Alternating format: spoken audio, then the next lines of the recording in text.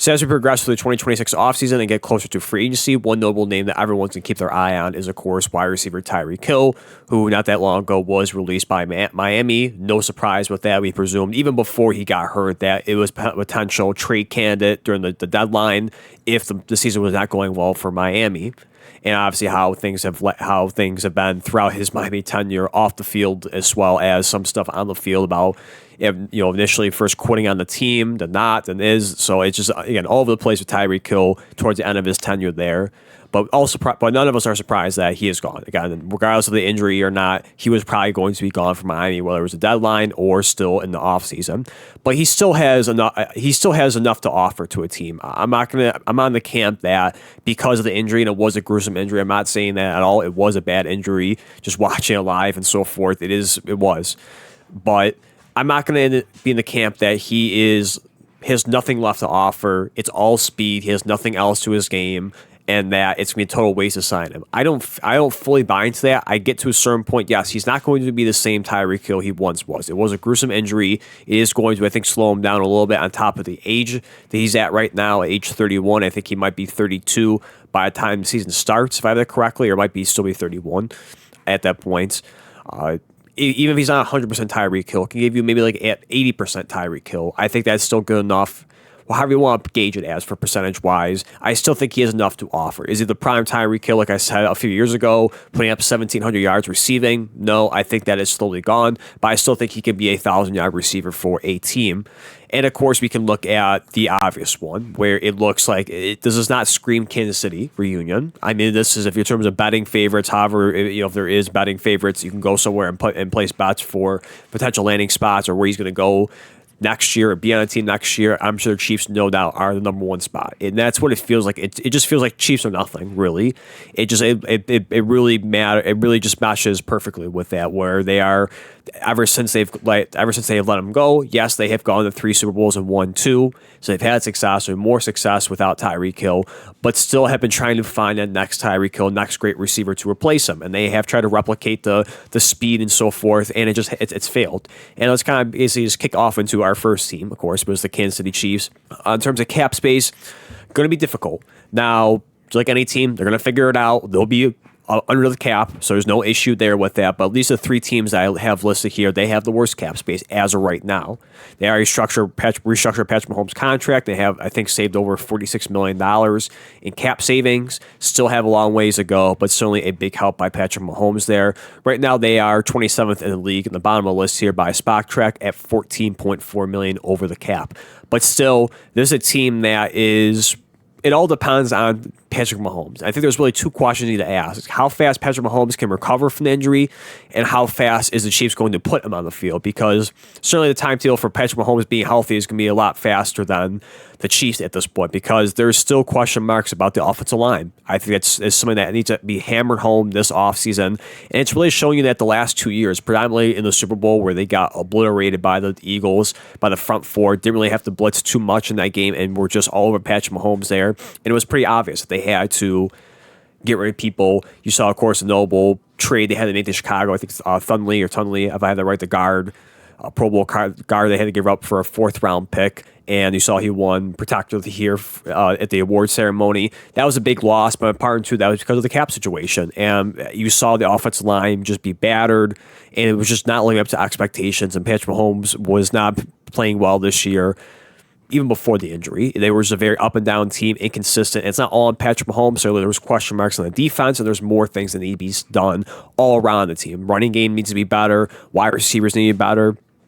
So I think regardless of the situation, of the timetable, if they're doing good, for Patrick Mahomes, where he lands, if it's week 1, he could potentially come back, or maybe a little bit later in the season. Who knows what it is at this point? Who knows with Patrick Mahomes and this team, especially with injuries like this too. It just surprises me sometimes, and people kind of come back very quickly on that. Whether it's good or not, it does surprise some people, including myself at times for certain players. But if this is a team that they feel like Mahomes can step on the field very early in the season, and they can really fix some things, try and manage the offensive line a little better this offseason, get a running back. I look at Jeremiah Love potentially in the first round is certainly an electrifying player if you want to add more of a dynamic on the offense. It's something they've really lacked overall since Patrick Mahomes has been there. They've had some good solid running games at times in seasons, but I think they've never had a home run hitter, of course, not even close to Jeremiah Love. So when they have that high, the potential to draft a guy like that, yes, it's certainly an option. They could also go, of course, defense too if they want to go to that and try and reinsure up some things there. Maybe add a little more of a pass rush or linebackers, depending on how it looks there at that point, 9th overall. But still, if there's a team that feels like they can come back, if Patrick Mahomes can come back early and they can patch this team together and improve on some areas they were lacking, Tyreek Hill makes sense to come back for the Kansas City Chiefs. We want to say another, one last hoorah again with Mahomes, Kelsey, and Tyreek Hill. I don't know how much time is left really with Travis Kelsey, even though he's still producing overall wise and tight end production really well. He's not the same, if you compare himself to previous years, he's not the same Travis Kelsey that we are accustomed to, putting over well over 1,000 yards receiving. It's lower than that, over 800 yards this year, leading receiver for the Chiefs this season. And kind of showing his stats here, to me, this really screams that they need Tyreek Hill back. Again, they've had more success without Tyreek Hill, going to three straight Super Bowls, winning back-to-back. But you look at this, and there's still a ton of question marks with the receiving group here. Hollywood Brown is gone, in my opinion. Rashee Rice is a good receiver, but just problems with injuries and also off the field stuff too. Of course, you saw the things about being sued but being sued by, I think it was his ex-girlfriend about a separate incident that happened. And I just don't know if it's something that the Chiefs, because of just his history, how things have folded for him in his short career, would they bring him back? Probably. Depending on the contract. I mean, it certainly helps in their favor for kind of beating down the price of the contract and making it cheaper at this point here. But up in the air, I don't know if he's going to be a long-term receiver. Probably, most likely would not be surprised if they did sign him to long-term, but certainly uncertainty, at least for me, as of right now. Xavier Worthy has shown flashes, but hasn't maybe taken that step that people were hoping for when, people were, before, leading up into that draft, when people were like, you better hope that Xavier Worthy doesn't go to Kansas City. And of course, my team of all teams, once again, being idiots, trading for the Chiefs and basically handing Xavier Worthy over to the Chiefs. Yes, he made some good plays in his rookie year in the playoffs as well, but overall has not lived up to the expectations. He has shown the flashes of that elite speed, the deep threat downfield, but it's just like, again, you do ponder if he really going to be a Pro Bowl caliber wide receiver. You could, or at least not to that point too, but just a reliable receiver, or maybe potential Pro Bowl receiver, or is he just a gadget player where he can give you flashes here and there? This is what he's really going to pop, maybe 500-600 yards receiving. Not going to be, again, someone you can rely on being potentially almost a 1,000-yard receiver, a Pro Bowl type of receiver with that. That's still a lot, left to be seen.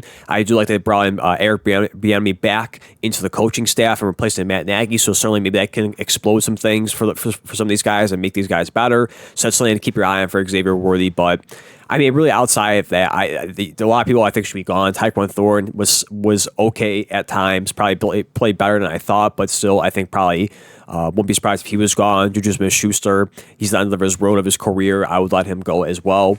And it's, again, you look at the stats here for the receiving group, it just has a lot left to be desired. And this really screams, beside the obvious of just Kansas City and Tyreek Hill, that this team desperately needs wide receiving help. And this is someone that they have, Mahomes and Tyreek Hill have great rapport. They have great chemistry. They play phenomenal with. And no doubt Tyreek Hill, like I said, in the beginning of this, that he's still a 1,000-yard receiver, and he can definitely be a 1,000-yard receiver, no question, with this team with Patrick Mahomes and now Eric Bieniemy back on the roster. Pair him up alongside Rashee Rice, pair him up alongside Xavier Worthy. That is really scary. There is a big if about Tyreek Hill's injury, but how I look at it, even again, if he is 70-80% of Tyreek Hill, of the old Tyreek Hill, I should say, that is still good enough for this team to get back into certainly Super Bowl contention and still rival everyone else in the AFC once again, and basically pick off where they left off a couple of years ago. And this is just one wonky down season they had this year with injuries and flukes and so forth. So again, there is a lot of moving parts in this one with Patrick Mahomes' health, how long he's going to be able to get back in the field, if they're going to maybe hold on a little bit longer, as well as just other areas of what they're going to do as well. And no doubt this team is going to try and compete once again to get back into the playoffs and be Super Bowl contenders yet again. And Tyreek Hill definitely can add that here, no doubt about that. The price-wise, to put this out firstly, so I don't have to keep repeating myself for the contract. I don't think it's gonna be anything crazy. I think at most you can look at someone like Stephon Diggs, but could still certainly be a lot of money for at his age and the injury. Diggs had over $20 million. At the very least, I think it was like $22 million to be exact that he got with the Patriots, but it's only over $20 million with that contract, which shocked me. I thought it was an overpay, but I had no issue with that, trying to just bring in help for Drake May. So I'd say at most, I think I see a type of contract like that because of the similar situation where Stephon Diggs in his 30s, coming off that injury, the season-ending injury he had in Houston.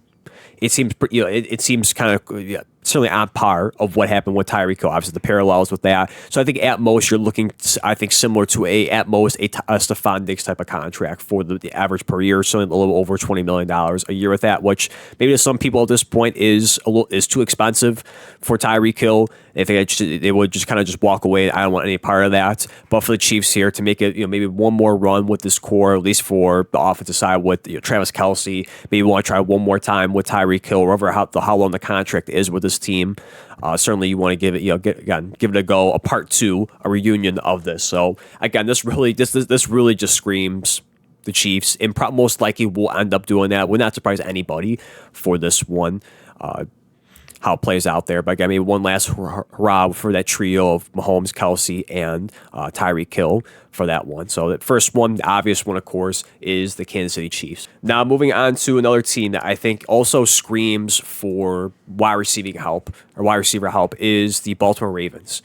This is a team that I really, when you look at the roster, desperately needs it as well. Outside of their Pro Bowl wide receiver in Zay Flowers, maybe controversial this year getting the Pro Bowl nod. I know there's a lot of people were kind of upset or did not like that Zay Flowers made it initially, but still a 2-time Pro Bowl receiver in Zay Flowers. Great selection there a few years ago.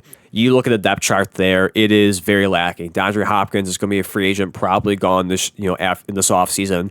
Rashad Bateman took a huge step back this year, missed a few games, but went back into really his typical, if you want to say, playing style. Rashad Bateman's season per se, or his playing style. I mean, you see in 13 games, he got missed 4 games this year, but only had 19 receptions for 224 yards and 2 touchdowns. A huge step back from what he had last year, where he was productive. 45 catches, 756, 9 touchdowns. Definitely had a respectable year. Nothing crazy, but definitely okay, respectable. Certainly, has earned his right to be in a one of the top receiving or top receivers for Baltimore, and took a step down. Now, of course, Lamar Jackson was hurt, and you had a rotation at the quarterback position. But still, when you look at the overall for Rashad Bateman here, it is underwhelming. You can really say just a one-hit wonder last year. Really, when you look at everything else, is very subpar, to say at least, mediocre. You could, if you want to put it nicely here. So when I look at that, even with Rashad Bateman, the roster, and of course you have a new coaching staff, new head coach, and so forth. So maybe he has a bounce back season in 2026. I still think you need to add somebody for this Ravens team, and you need to add a deep threat like Tyreek Hill. Now, this might be another running joke similar to the Titans, even though I think Ravens have a slightly better history with older, notable name players at wide receiver. I mean, like recently, of course, DeAndre Hopkins. You look at Odell Beckham. You look at going back a little bit farther down the line with Dez Bryant. You look at Steve Smith as well. So, I mean, you have like kind of those older names coming right at the end of their career at this point here, potentially for their final stop. Sammy Watkins, I don't want to put him up there for that caliber guys, but Sammy Watkins, another one too. Just a revolving door of kind of those older players there. So that kind of fits the MO for this one. But again, Tyreek Hill still has enough to offer. And I think this would be a good chance to, why not? Why not try and take the chance here? I know it's a big if for that one, like I said, for the contract. If it's at most, it's a Stephon Diggs type of contract, which is definitely a good chunk of change for our team to hand over for Tyreek Hill with the injuries, the age, and so forth, as well as the constant off the field problems with him too. If you don't want to deal with that drama, but I will look at on paper again, big if on paper. But when I look at this, you have Derrick Henry, who as of right now is still Derrick Henry, even in his down year at one point, looked at last year, was still almost the leading receiver at the end of the final game of the season. Still productive, still one of the best receivers in the league. Pairing Tyreek Hill up with a Pro Bowl type of receiver in Zay Flowers and a first-team All-Pro, 2-time MVP quarterback in Lamar Jackson. That is a very lethal offense. I think right then and there you have that. Even with Rashad Bateman, if he can get close to what he did last year, that is a great pairing at a wide receiver 3. And then if you want to add just a depth between free agents and the draft as well to get depth players too on top of that. I think right now that is a very good roster right there. And that's not even mentioning the tight ends too with Isaiah Likely, Mark Andrews. How do you feel about Mark Andrews at this point here in his career? But you still have a good two tight end duo there. I kind of feel like at this point that Isaiah Likely should be the main guy and Mark Andrews should be gone. I do feel like that, but they want to still stick with Mark Andrews as of right now. You do have that pairing with there as well. So I look at that and just adding Tyreek Hill to this roster makes a huge difference for this one. Maybe some question marks to the offensive line still, and certainly on the defense with some aging players and so forth. So, again, that's why it's the big if to hand them a type of money over to Tyreek Hill when you can use that else for the defensive side or get certainly younger, cheaper options at the wide receiver position, again, free agency or draft for Lamar Jackson. But I think as of right now, when you're a team similar to the Bills, where you're frustrated, you have an MVP quarterback, you feel like that you should have gone to a Super Bowl or have won a Super Bowl right now, and you get blocked either from the one time between the Chiefs and the AFC Championship game, the Bills a couple times, or however what other fluke losses you've had, one against Tennessee and so forth. Do you feel like, you know what, this is an AFC right now that is weak? There's kind of question marks with it. You're not sure about how the Patriots are going to be next year with a tougher schedule. You don't know how the Chiefs are going to be. Again, going back to that with Patrick Mahomes and the injuries.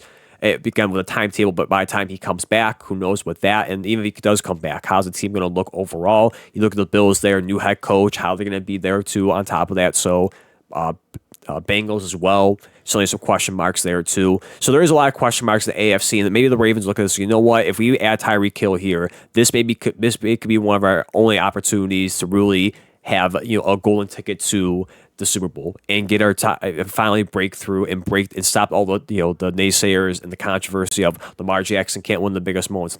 Lamar Jackson can't go to the Super Bowl. Lamar Jackson can't do this or that. The Ravens can't do that. They have been one of the more successful teams in NFL. They have not made it. They're on par with the Bills. They just can't get over the hump of the Super Bowl for whatever reason that may be. So I think that could potentially be offensively at least the final piece of the puzzle to help Lamar Jackson and give him that deep threat to that, again, pairing alongside Zay Flowers and Rashad Bateman if he can have a bounce back season on top of Derrick Henry, who's still one of the best running backs in the league. That is a very lethal offense. It is.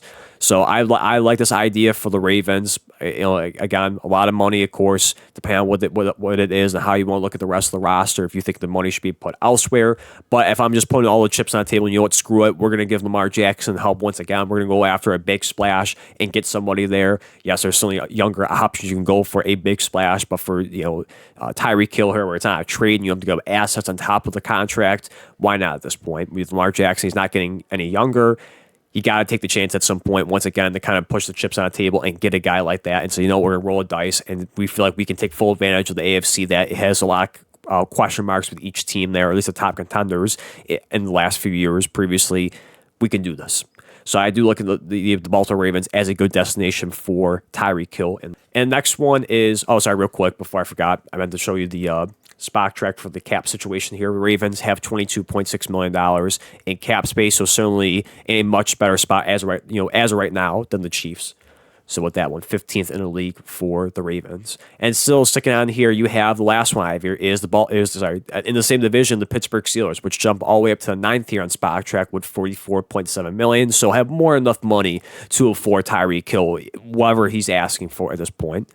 So you look at, if you switch over to the Pittsburgh Steelers here, this is another team that outside DK Metcalf has nothing.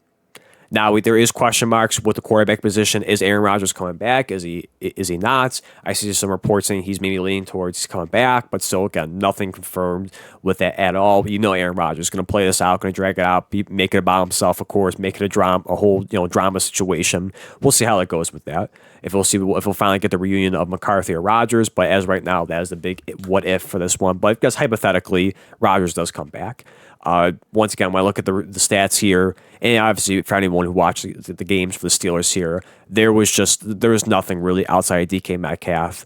Kevin Austin had an okay, mediocre season. I mean, did show flashes at times, but 372, 3 touchdowns. They need more than that.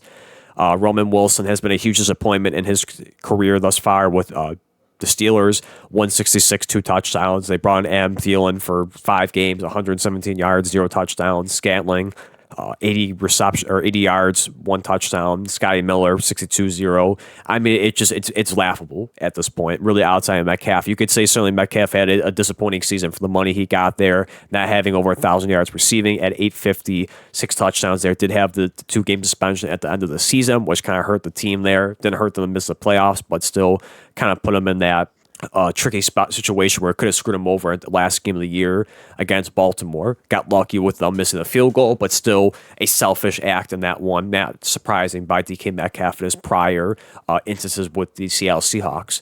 But this is, again, another team that has more enough money, the most money out of the 3 teams I listed here, and they need to do something to pair up DK Metcalf. Now, again, do you want to bring that drama in here? Again, with the off the field stuff, again, with all the question marks, I'm not going to repeat myself over again about we know about Tyreek Hill, but this is again this is a new era. Mike Tomlin's no longer there.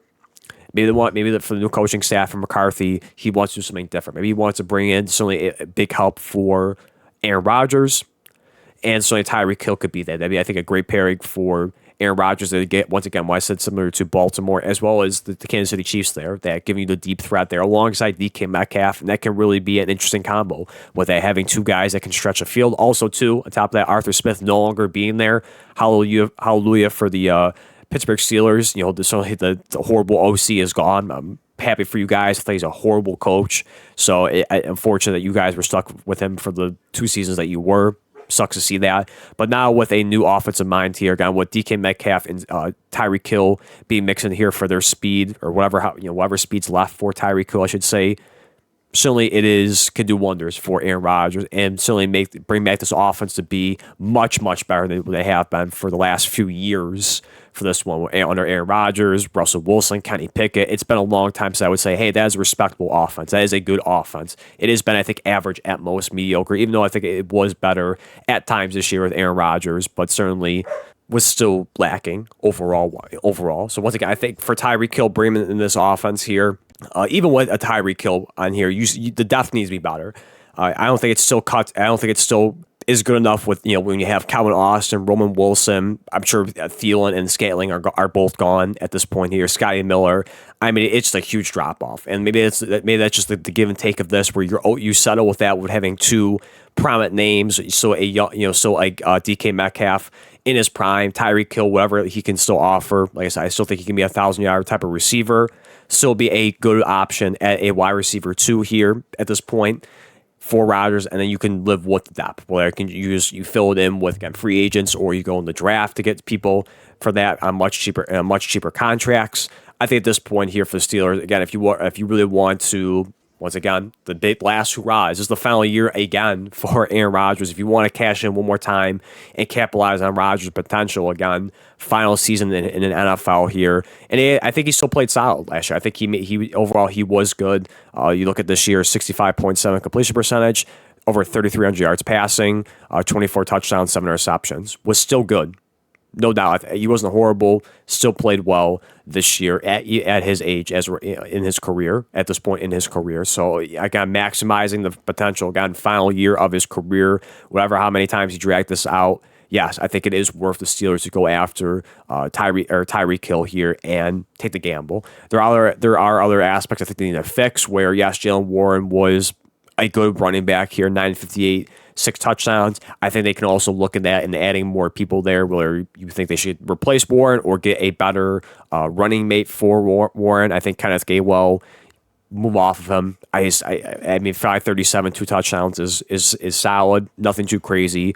But I do look at the Steelers who are trying to add a little more depth or running backs in that rotation here that are a little more respectable in that side of things. But again, at least for receiving, I mean, I think we've been saying that for the last few years, at least for the Steelers. It's just been very lacking, where it's DK Metcalf or George Pickens being there. They need more depth at that wide receiver position. So Tyreek Hill is definitely should be a destination for Pittsburgh here, at least on top of the list here for a lot of teams, no doubt. And it's going to wrap it up here pretty much. I mean, if I want to throw out just other wacky names maybe that don't make too sense there, well, they're just kind of having fun with it, or maybe very dark horse chances outside of the box thinking. I mean, a few teams I kind of threw out there was Seattle, because I said, why not? They have a lot of money still. They do have to lock down some players too. When you look at Kenneth Walker, is he coming back? Is he not? You look at Rashid Shaheed, is he going to be re-signed? Other players too that are up for free agents as well as trying to lock down long-term contracts like Jackson Smith and Jigba, Witherspoon.